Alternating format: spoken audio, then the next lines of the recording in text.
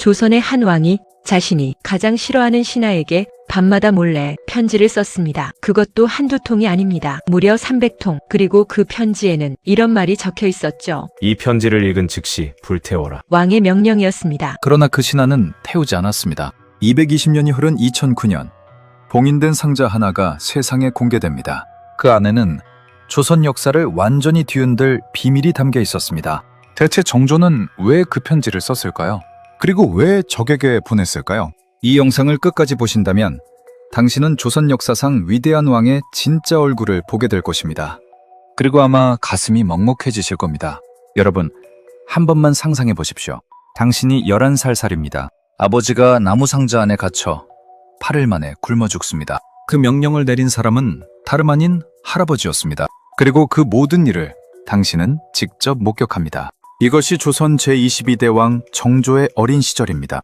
1762년 조선을 뒤흔든 이모화변, 아버지 사도세자가 영조의 명에 의해 뒤주 속에 갇혀 세상을 떠났습니다. 그 당시 왕세손이었던 정조의 나이 겨우 11살이었습니다. 조선왕조실록과 승정원 일기에는 이 사건이 상세히 기록되어 있습니다. 그런데 당시 정조가 직접 작성하던 일기, 이름하여 조년각일기에는 사도세자가 죽은 직후 약 2달간의 기록이 완전히 끊겨 있습니다. 역사학자들은 말합니다. 그 아이가 받은 충격이 얼마나 컸는지 붓을 들 수조차 없었을 것이라고. 그런데 문제는 여기서 끝이 아닙니다. 아버지를 죽인 세력, 노론 벽파는 여전히 조정을 장악하고 있었습니다. 정조가 왕이 되기 위해서는 이들 앞에서 24년을 숨죽이며 살아야 했습니다. 즉위하던 날 정조는 이렇게 선포했습니다. 과인은 사도세자의 아들이다. 조정이 얼어붙었습니다. 노론 신하들의 얼굴이 하얗게 질렸습니다. 그런데 그 이후 정조는 놀라운 행보를 보입니다. 자신의 아버지를 죽음으로 몰았던 세력을 숙청하는 대신 그들을 향해 손을 내밀기 시작한 것입니다. 왜였을까요? 그런데 문제는 여기서부터가 진짜입니다. 1796년 봄, 경복궁 깊은 곳, 촛불 하나 밝혀진 어두운 방, 정조는 혼자 앉아 붓을 들었습니다. 그 편지의 수신인은 조정에서 자신과 가장 대립하던 인물, 노론 벽파의 거물 심한지였습니다. 공식 기록에서 두 사람은 정적이었습니다. 낮에는 조정에서 서로 날카롭게 맞섰습니다. 그런데 밤마다 왕은 그 정적에게 편지를 보냈습니다. 그것도 아무도 모르게 봉인된 채 비밀리에. 2009년 이 편지 300통이 세상에 공개됩니다. 심한지의 후손 문 중에서 보관해 오던 것이 개인 소장자를 거쳐 성균관대 동아시아 학술원을 통해 공개된 것입니다. 학계는 뒤집혔습니다. 학자들이 편지를 해독하기 시작했을 때 그들은 눈을 의심했습니다. 조선 역사상 가장 근엄하고 치밀하다는 정조가 그 편지에서 욕설을 사용하고 있었습니다. 이두와 속담을 섞어 쓰고 있었습니다. 밤새 분을 사귀지 못해 새벽 4시에 붓을 잡았다고 고백하고 있었습니다. 편지 중 하나에는 이런 구절이 있습니다. 간밤에 잘 있었는가? 나는 요사이 놈들이 한 짓에 화가 나서 밤에 이 편지를 쓰느라 거의 5경이 지났다. 나의 성품도 별나다고 하겠으니 껄껄 웃을 일이다. 5경은 새벽 3시에서 5시 사이입니다. 왕이 새벽 4시까지 잠을 못 이루고 편지를 썼다는 것입니다. 하지만 여기서 끝이 아닙니다. 더 놀라운 것은 이 편지의 내용이 단순한 감정 토로가 아니었다는 사실입니다.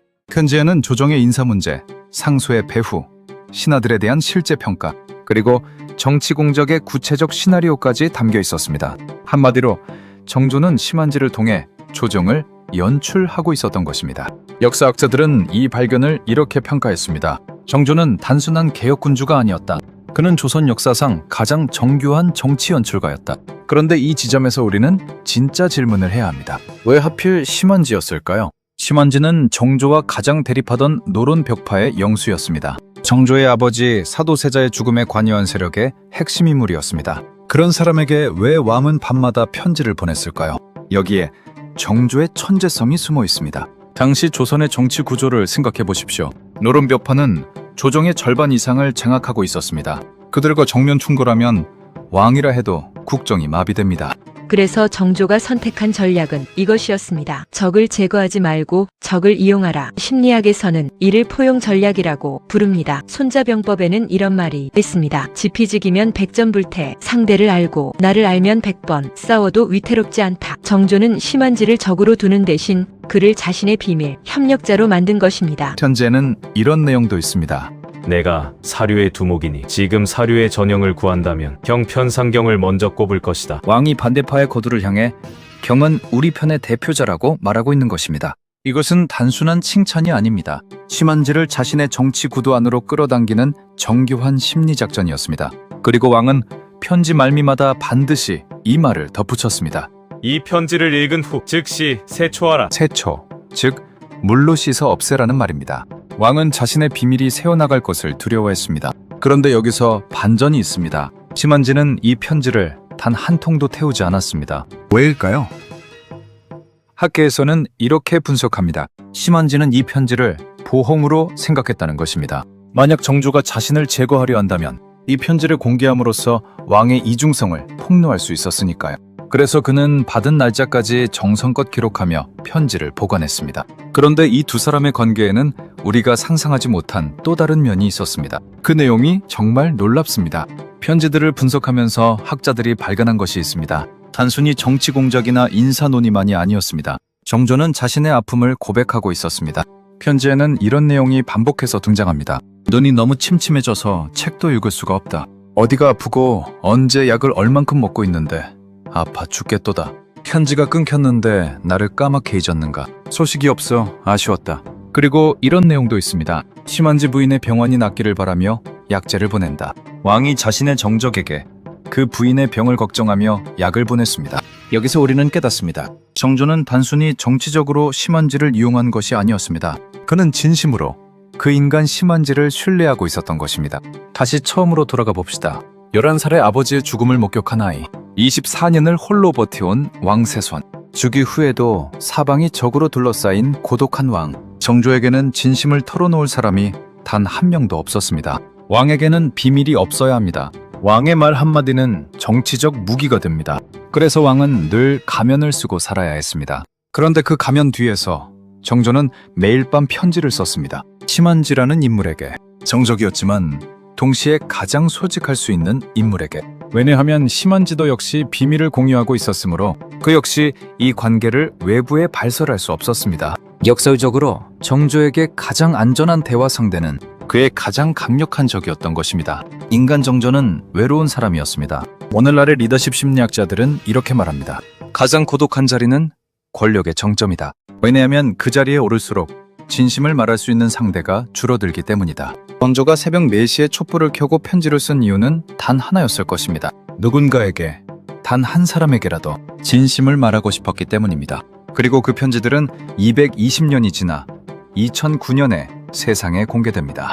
보물 제1꼭대기에 지정되었으며 현재 국립중앙박물관에 소장되어 있습니다. 정조가 그토록 불태우라 당부했던 그 편지들이 오늘날 우리에게 조선 역사의 가장 생생한 증언이 된 것입니다. 정조의 일성록은 2011년 유네스코 세계기록유산에 등재되었습니다. 그리고 심한지에게 보낸 어찰첩은 2016년 대한민국 보물로 지정되었습니다. 하지만 여기서 문제는 하나가 더 있습니다. 그런데 대부분의 사람들은 이 사실을 모릅니다. 이 어찰이 밝혀낸 또 하나의 충격적 진실이 있습니다. 정조 독살설. 지금껏 많은 사람들이 믿어왔던 그 이야기. 이 편지들이 그 가설을 무너뜨렸습니다. 정조는 승하하기 직전까지 심한지에게 자신의 병세를 상세히 기록했습니다. 눈이 침침하다. 등창이 심하다. 약을 얼마나 먹었다. 학계는 이를 근거로 말합니다. 정조의 죽음은 독살이 아니라 과로와 지병에 의한 자연사에 가깝다. 만약 심한지가 정조를 독살하려 했다면 왕이 그에게 자신의 병세를 이렇게 상세히 알릴 이유가 없었습니다. 이 편지들은 단순한 역사 자료가 아닙니다. 그것은 한 인간의 진심이었고 그 진심이 220년을 건너 우리에게 도달한 것입니다. 정조는 1800년 49세의 나이에 세상을 떠납니다. 그가 꿈꿨던 개혁은 완성되지 못했습니다. 수원 화성은 완성됐지만 그 안에서 실현하려 했던 새로운 조선은 그의 죽음과 함께 멈춰섰습니다. 그러나 그가 남긴 것이 있습니다. 300통의 편지. 그 안에 담긴 한 인간의 고독. 그리고 진심. 여러분께 오늘 질문을 드리고 싶습니다. 당신의 삶에서 가장 진심을 말할 수 있는 상대는 누구입니까? 정조에게 그것은 역설적으로 그의 적이었습니다. 우리는 어쩌면 가장 솔직할 수 있는 상대를 놓치고 살고 있는 건 아닐까요? 그리고 두 번째 질문입니다. 오늘 밤 당신은 누군가에게 진심 담긴 편지 한 통을 쓸 수 있습니까? 정조가 새벽 4시에 촛불을 켜고 붓을 들었던 그 마음으로 역사는 기록을 남긴 자의 것이라고 합니다.